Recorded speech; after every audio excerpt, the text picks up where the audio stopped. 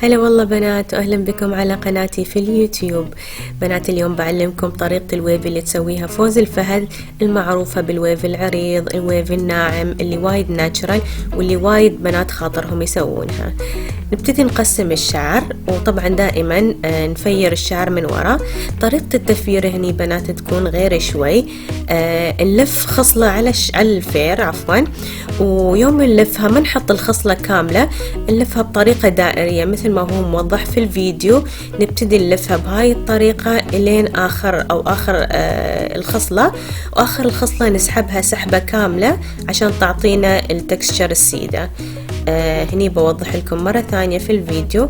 نلف الخصلة ونكملها بهاي الطريقة الين آخر خصلة ونسحبها سحبة كاملة.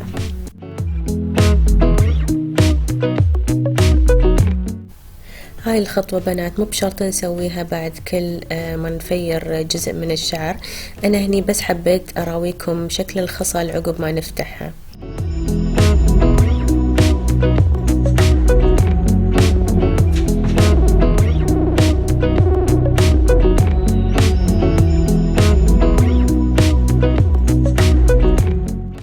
برجع بنات أشرح طريقة اللف، لأن طريقة اللف هني وايد مهمة عشان نحصل الويفي المطلوب. مثل ما لاحظتوا في الفيديو، نلف خصلة على الفير ونبتدي نحرك الفير بطريقة دائرية ولين ما نوصل النهاية. في النهاية نسحبها سحبة واحدة عشان تعطينا التكستشر السيدة اللي في أطراف الشعر.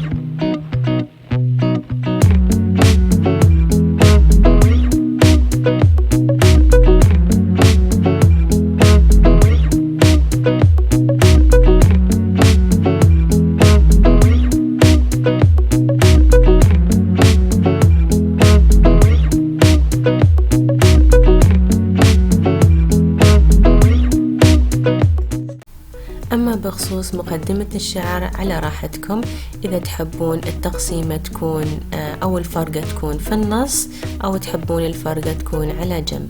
إحنا هني في التوتوريال بخلي الفرقة على أو في النص، لأن فوز الفهد أغلب التقسيمات اللي تسويها تكون في النص.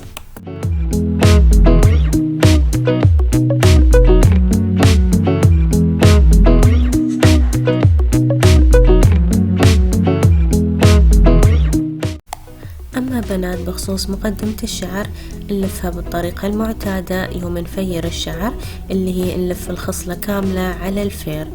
خطوة وايد مهمة بنات، مثل ما تشوفون في الفيديو اني انا حاطة كليب على كل خصلة الفها عشان تتم الخصلة ثابتة وتيود الفير.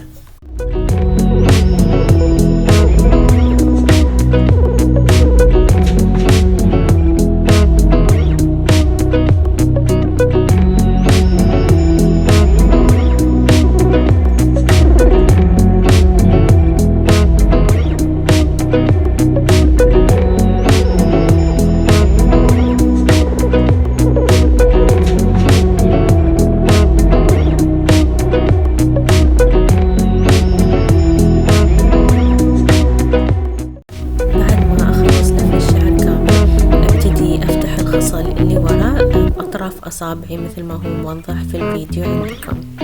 بعد ما أخلص فتح الشعر كامل، أنا أستخدم الأويل أو السيروم من أندولة وأحطه على كامل الشعر، لأنه يعطيني تكستشر وايد جميل ولمعة حلوة للشعر.